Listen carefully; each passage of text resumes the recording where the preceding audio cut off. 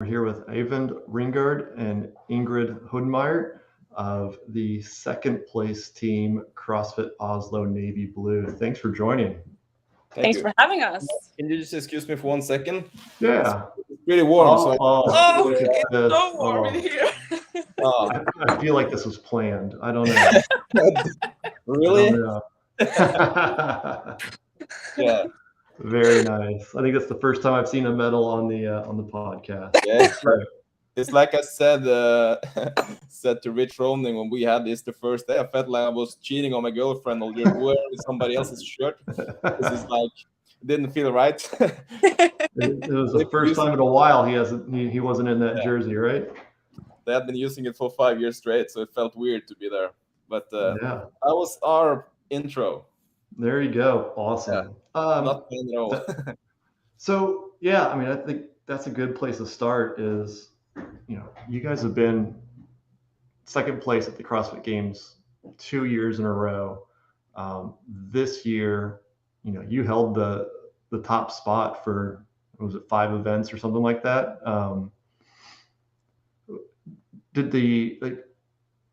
What was your mindset going into the games this past year, knowing that you stood on the podium and you're back again and take an early lead?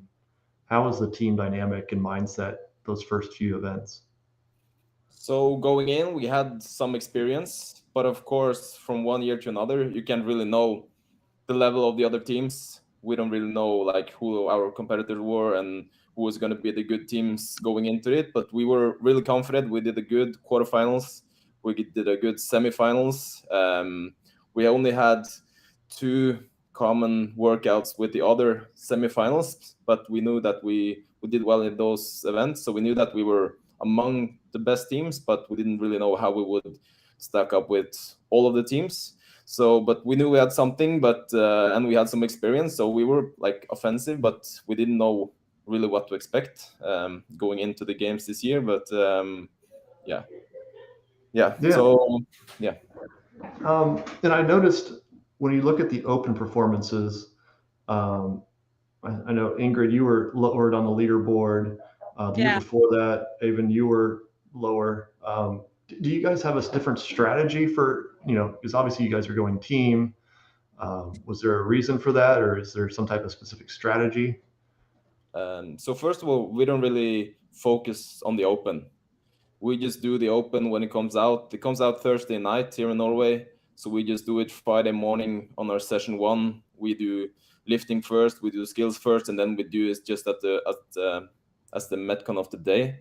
So we don't really focus on maximizing our performance in the open. And I think our team, we're not maybe top athletes worldwide when it comes to open workouts and individual workouts. We are good as a team, so we don't really focus on preparing for the open. And it's going to be the same this year. We don't really focus on maximizing our engine for the end of February. That was the strategy 2 years ago. It was the strategy last year. It's going to be the same strategy this year. So we don't really care about the open. If you look at the leaderboard from last year, I think all of our scores, especially on the women's side, were from Kristin Holte doing the demo videos for her Krieger program. And I think Andreas Solberg was also in the top on most of the workouts. I think Lena maybe did well on the heavier workouts, but yeah.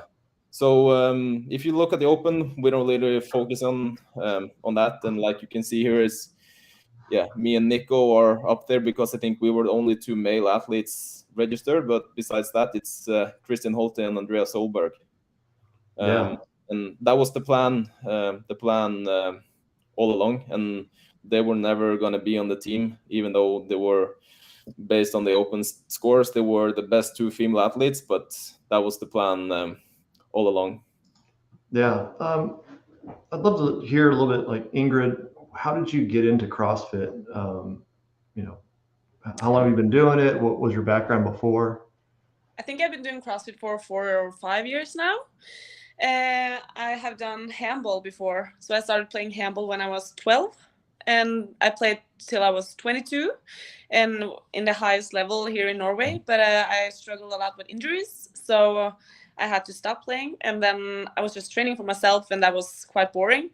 And then I had some friends who did CrossFit, and I was like, no way. It looks like, they're cheating on the pull-ups and everything. I was I was one of them. Yeah.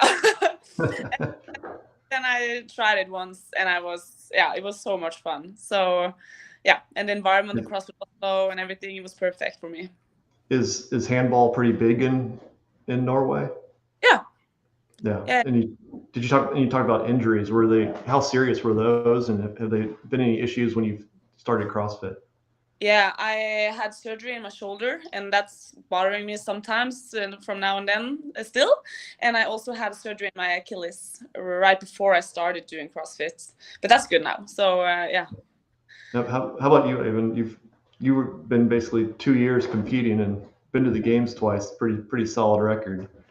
Yeah, so I got into CrossFit like 10 years ago. But when I started CrossFit as a sport in Norway was not mature like it is today. So if you were training twice a day back 10 years ago, people would have thought you were crazy. Mm-hmm. Then I started competing a little bit back in 2015, 16. But then I tore something in my shoulder and actually retired from competing in CrossFit.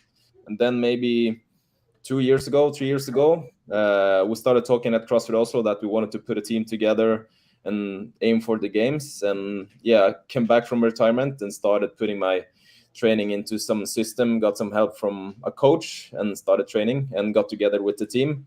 So, and the rest is history. It's been a great journey since, but I've been in the sport for 10 years, like I said, but not really taking it serious until the last couple of years. And yeah, been to the games twice, and it looks like we're going back this year, hopefully. And yeah. Yeah, you talk about CrossFit in Norway. Obviously Kristen Holt has been around for years, but outside of that, what's that growth been like in Norway? With CrossFit affiliates and just the popularity of CrossFit as a training method as well as the sport. Yeah, so I'm the CEO of a company called Functional Fitness Group, and we have 11 CrossFit boxes in Norway. So I'm like looking at the business perspective of everything and seeing how it's growing and how it's maturing. So over the last couple of years, it's been exploding, and I think a lot of that is because there's been a lot of smaller competitions. So once you get into CrossFit, you're able to compete straight away because we have this scaled and not that advanced competition all around Norway and Sweden and Denmark. So people are able to start competing straight away, and that gets more people involved. And I think that's been a major growth factor for the sport. And we also have functional fitness in Norway, and that's organized as a sport like football or soccer, like handball, like ski. And there's a lot of tradition in Norway for sports like that. So that's also been a major, I think, played a major role in CrossFit growing as a sport in Norway. But that's like the bigger picture. But the elite aspect of CrossFit is most due to maybe Kristen Holte. People see that it's possible and are trying to follow in her footsteps, I guess. Yeah, you mentioned you were the CEO. What was it, the Functional Fitness? Yeah, Functional Fitness Group. What is that? Like, what does that entail, and what are you trying to achieve with that group? Yeah, so I think in Norway especially, I think there's a lot of the typical example is 4 or 5 guys getting together. They have some savings. They want to start a CrossFit box. They open a location. The equipment is new.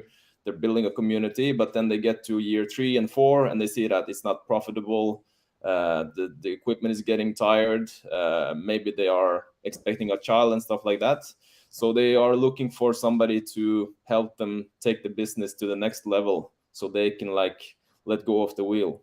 So our strategy is mainly just to help out those CrossFit locations that are not making any money, or the founders, they don't want to close up the shop and see 200, 300 members go and have nowhere to go. So that's kind of how we've been growing. We've been growing from 2 CrossFit boxes to 3 to 4 to 5, mainly by acquiring smaller CrossFit boxes. We've only started over the last 3 years. We've only started one CrossFit box from 0 members. All of the others are boxes that we have acquired. So that's like, that's like the strategy. But when it comes to running them, we are focused on keeping the unique communities all around. So we are like a financial help, and we help them with some of the operational stuff, but we want them to keep the community and keep the unique things about the different boxes. Yeah, and Ingrid, you know, I think you went to Mexico for the IF3. It sounds like Norway has, you know, they treat the functional fitness a little bit different than we do here in the States. Can you kind of explain what Norway's done to help promote, say, functional fitness within the country? Yeah, I think we have the national team. It's 4 women and 5 women and 5 men, and it's high to get on the national team. So everybody wants to be on it, and to be on the national team, you have to do the Norwegian championship. And I think just to compete against the Norwegians, you can see how you are compared to the others. Everybody wants to beat one another. Of course, we are voting for each other, but I think that's really healthy, and we can compete in training. And yeah, I think it's good to have the national team as well, because we learn so much from each other. Everybody has different backgrounds and do things differently with the food and sleep and how we train and recover, and we can learn so much from each other.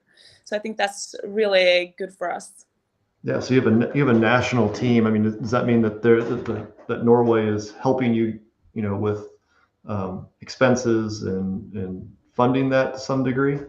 Yeah, we don't get a monthly paying for being on the national team, but they're helping us a lot with weekends when we are traveling, and like in Mexico, they're paying for the whole trip, and yeah, we get some prize money when we do well.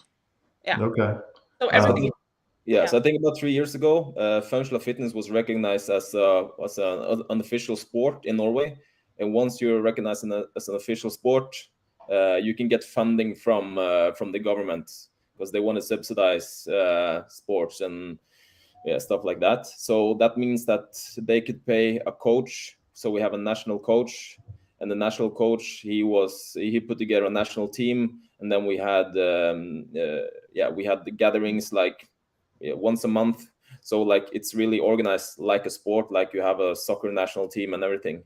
And that, I think that's helping it grow. So when we go to, or when they went to Mexico, they can get funded. When we have the gatherings and the camps, everything is paid for.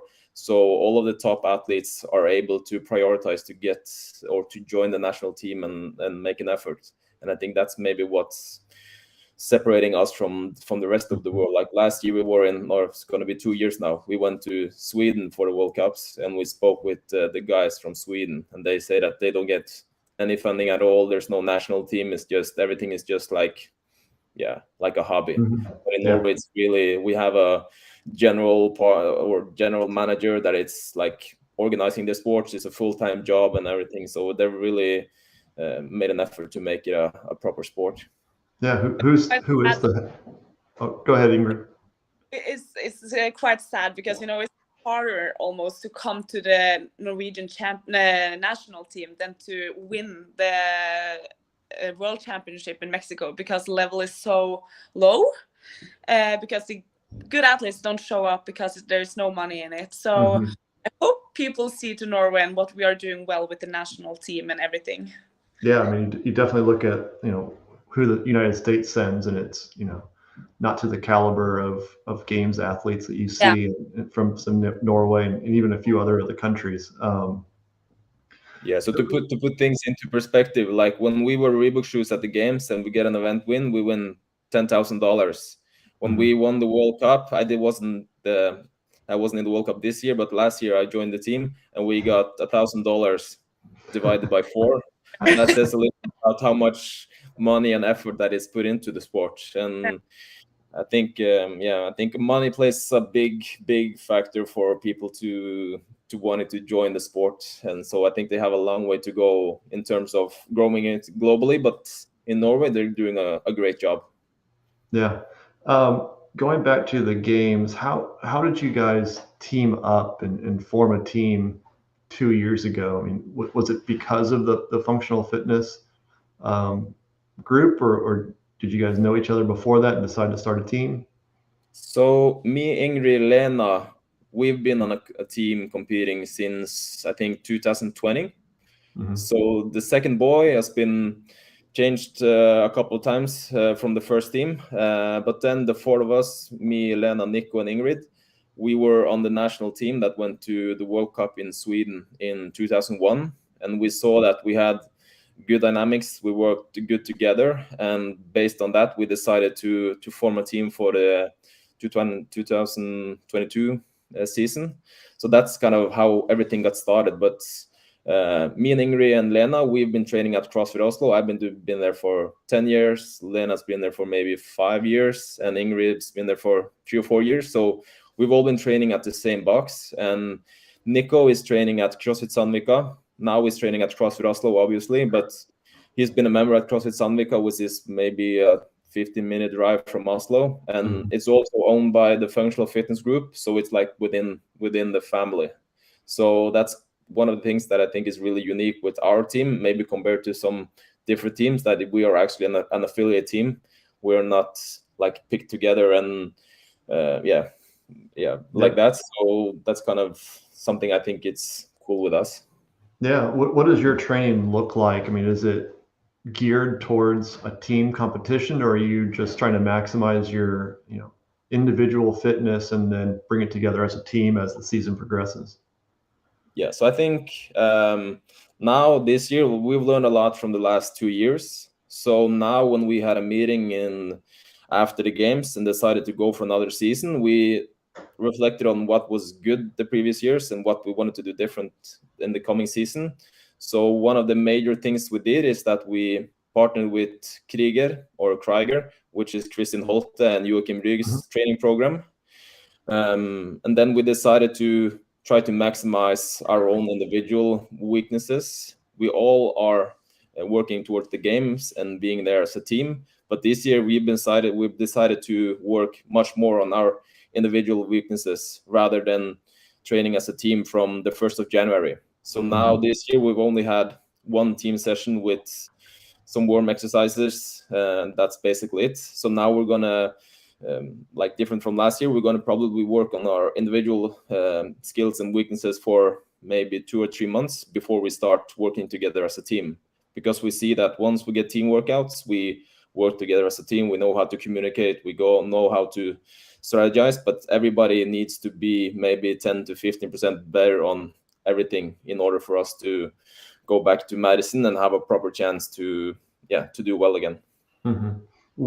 Where are those weaknesses? Obviously, you're second on the podium. There's not too much room for improvement. You guys are doing great, but is there an area of focus specifically that majority of you guys are working on to take the top spot in 23? Yeah, for me, it's my gymnastics and swimming. I have to improve that for us to get better because, the 3 others are much better than me. So I'm working a lot with that. And I think, so there's not one thing that's like common for all of us. So for me, I'm working on rope climbs. That's my biggest weakness, and I need to work some my deadlifts. So there's not one thing that everybody is holding on, so that we are working with different things. And we've been joking about last year. We were super fortunate that we didn't have any rope climbs.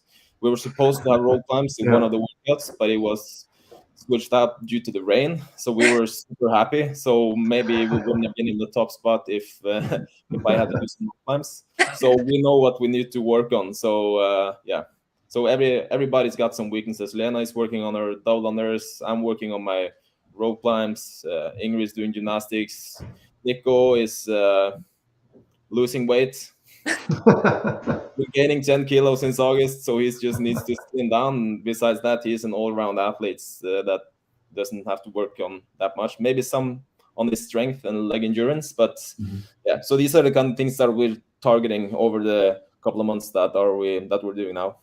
And I think it's good for us. We are training like together or in the same place almost every day. So we see each other a lot, but we are not like having synchronization every day or team training every day. So I think when we have it now, we're super excited and everybody's looking forward to it. So I think that's positive.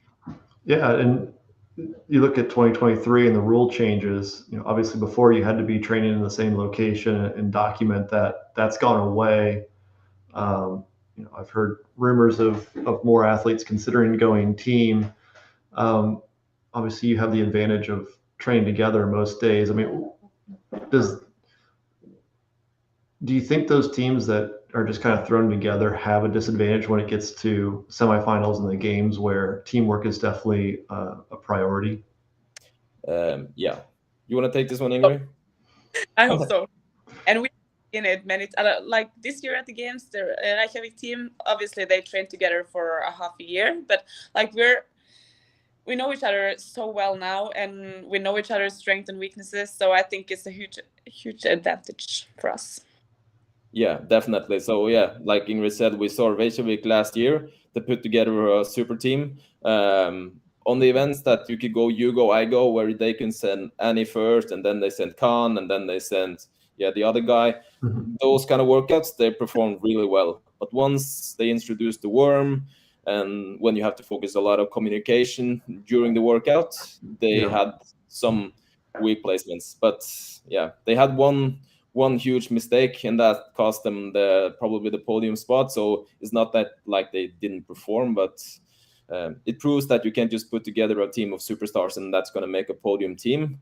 But we'll see this year. It's going to be exciting to see. Like coming into 2022, we didn't know like who our competitors were. We knew about maybe Invictus, and we knew about Mayhem, and we knew about Reykjavik. But coming into this year, we don't really know the other teams. We've heard some rumors about a Spanish team, a Danish team, a Swedish team, because we're in Europe, so we don't really know what's going on in the US. So we've heard about strong athletes coming together, but I think to succeed at the games over 13 events where you need to work as a team, you need to really focus on working together to succeed. So we're excited to see who's going to show up and how we're going to perform. And I think we're probably going to get some answers already in the quarterfinals when everybody's going to do the same workouts.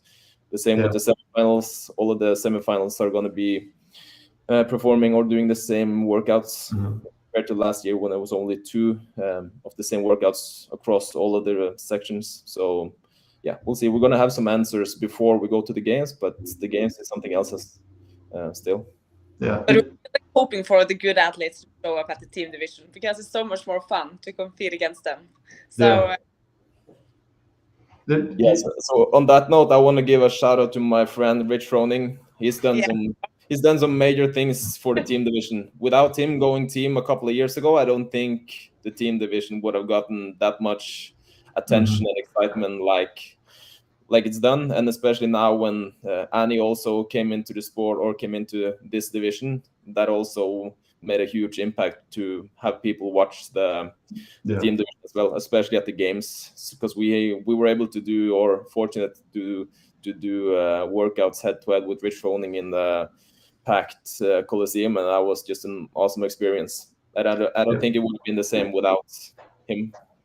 Yeah, but I think yes, Rich has definitely drawn that attention, and we were talking before we jumped on live that your team is probably the least talked about team, even though you finished second 2 years in a row. I don't think the average CrossFitter would even probably be able to know who was on your team. Does that drive any motivation to kind of show that you guys deserve and belong to be there? Yeah, it was definitely Ingrid, you go.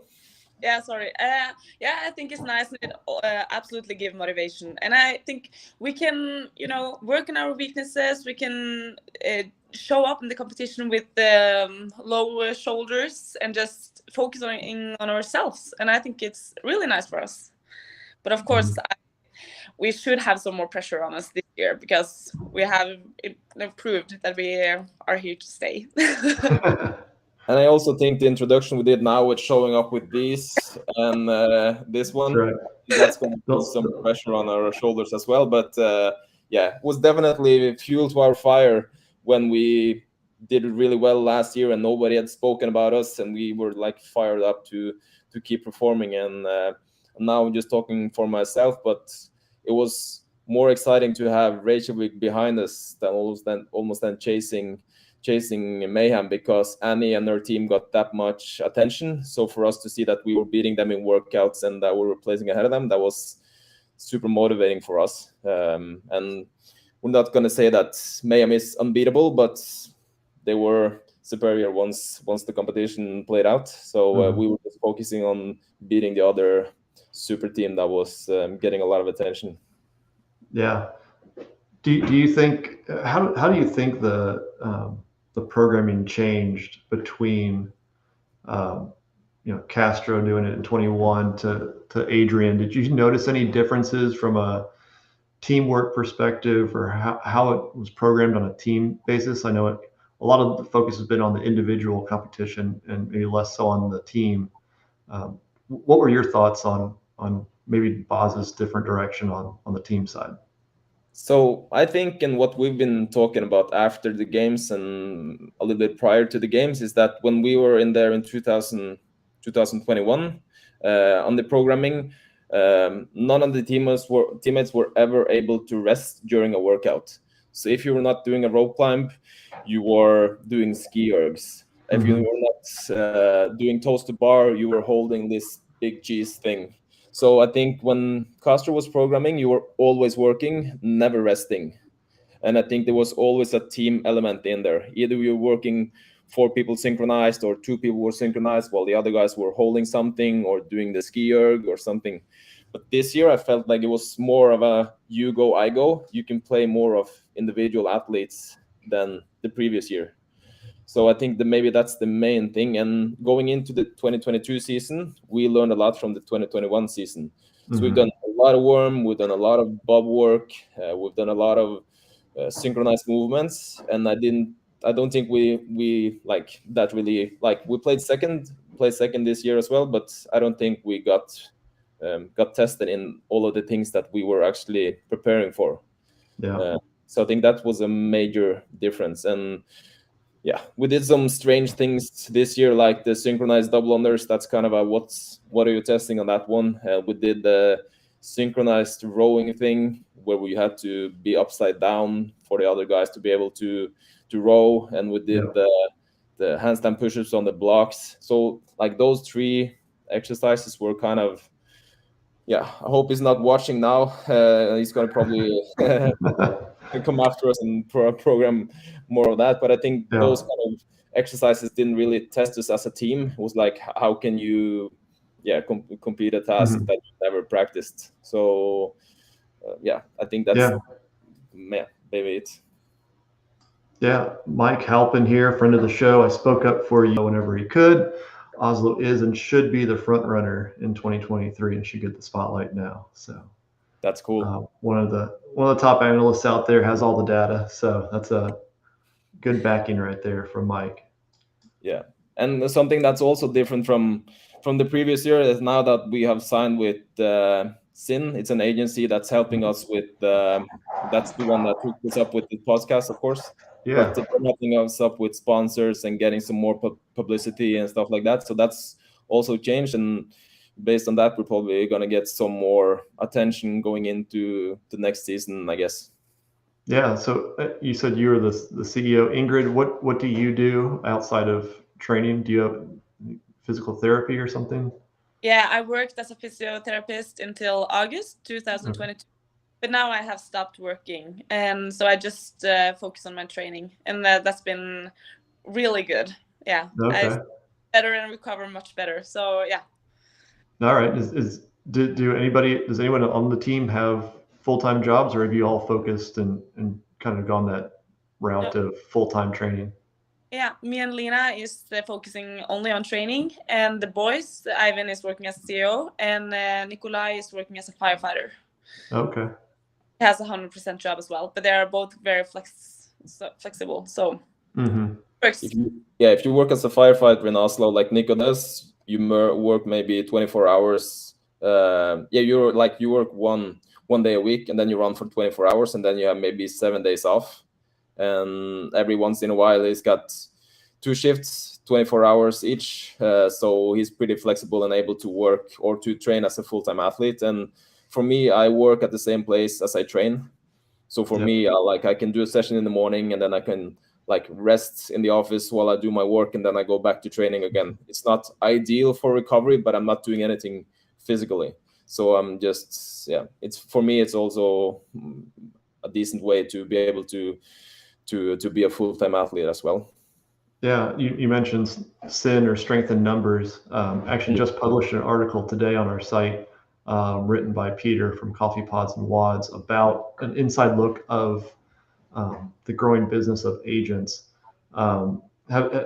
What's your experience been with working with strength in numbers from a ability to take advantage of those sponsorship opportunities to help you fund your training? So we've only been working with them for maybe 2 months.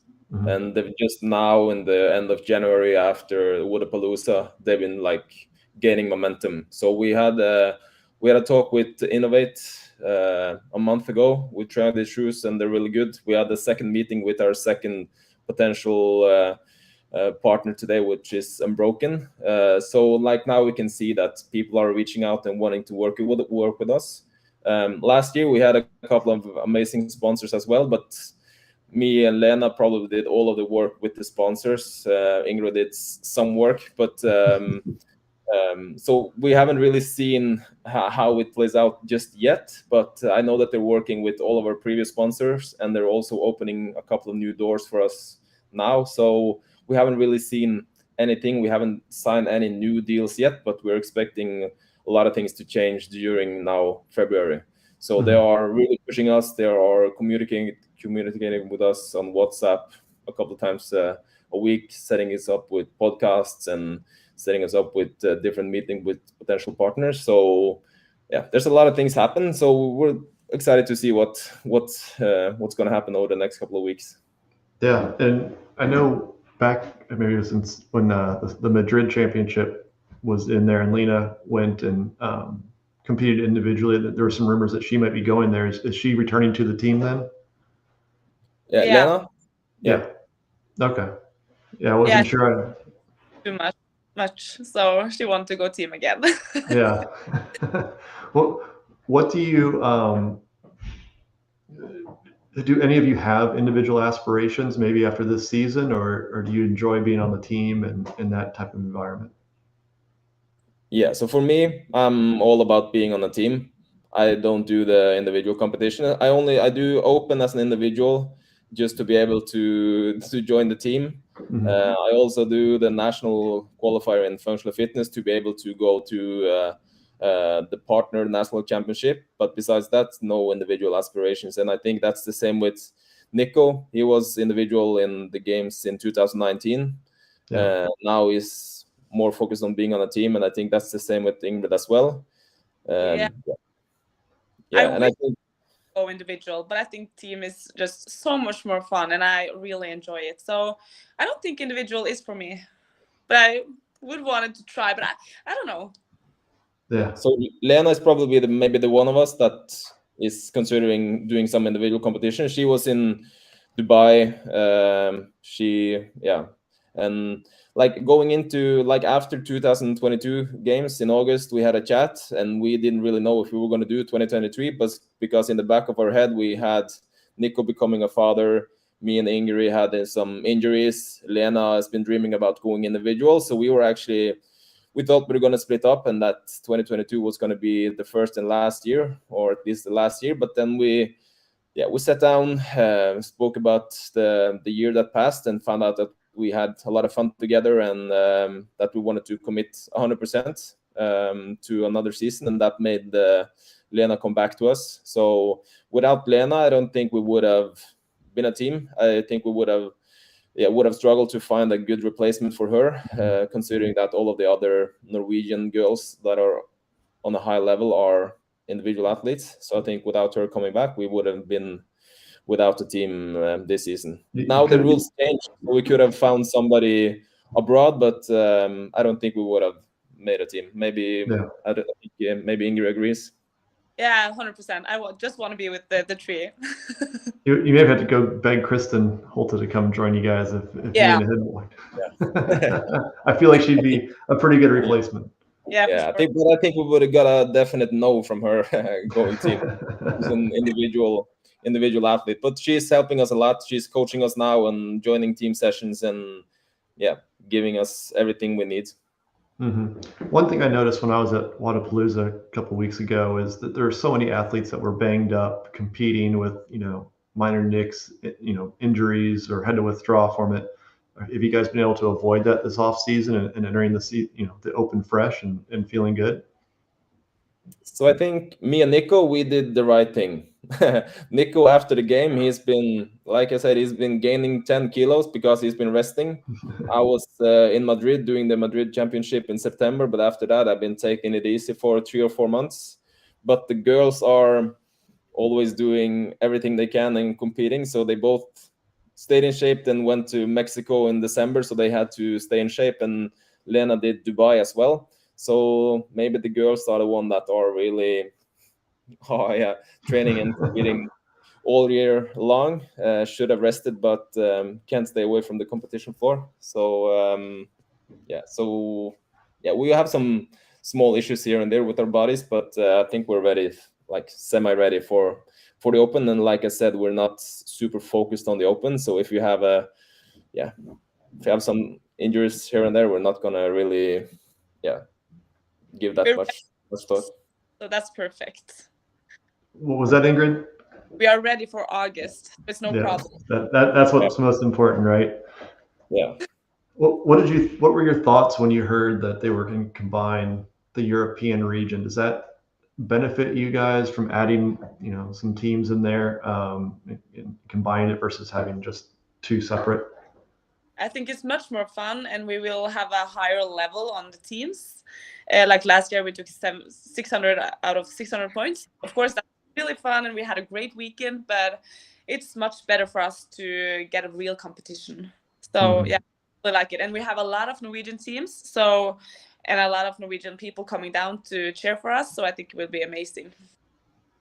Like at our gym, I think we have 7 teams that are trying to qualify for. First, they're going to do the quarterfinals, and then we'll see who's heading to the semifinals in Berlin. But like Ingrid said, I think it's good that they're gathering all of the teams in one big semifinal, and hopefully that's gonna give us some more push.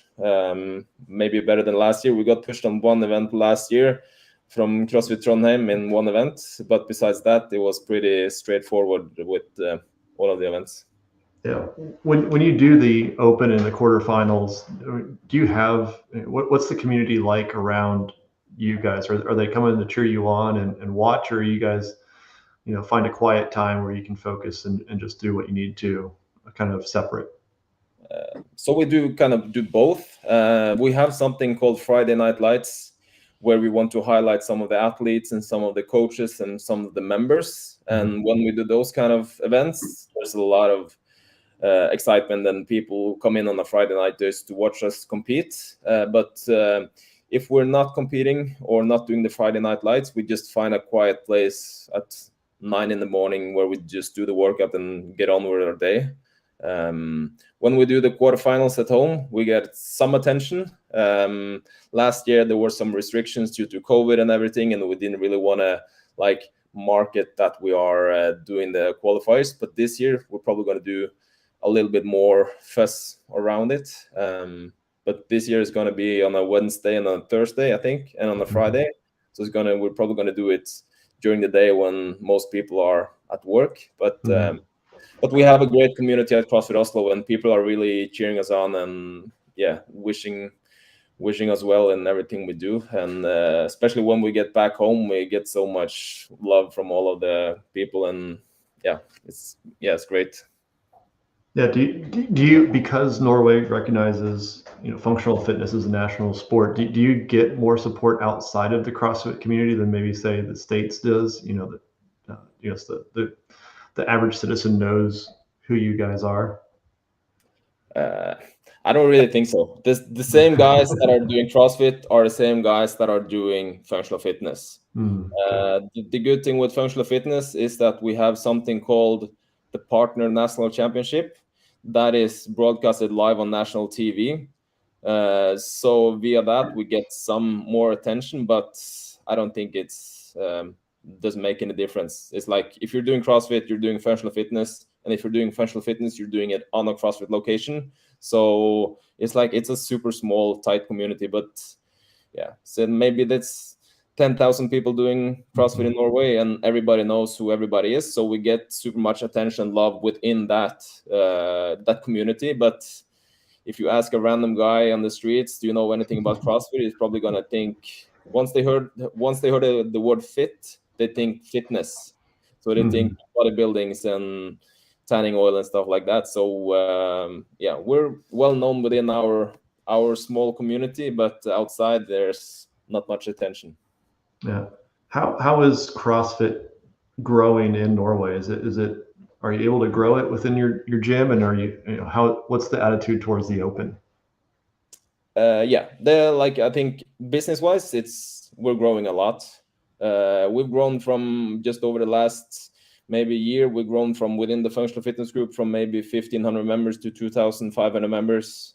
And I think it's still growing. We are able to raise prices. People are still coming in. We have to add more capacity to our schedules. People are still coming in. And so I think as a sport and as a form of training, I think it's a lot of growth. When it comes to the open, people are not really signing up yet, but I think there's going to be a lot of excitement that it's kind of a cool community thing that is everybody's looking forward to.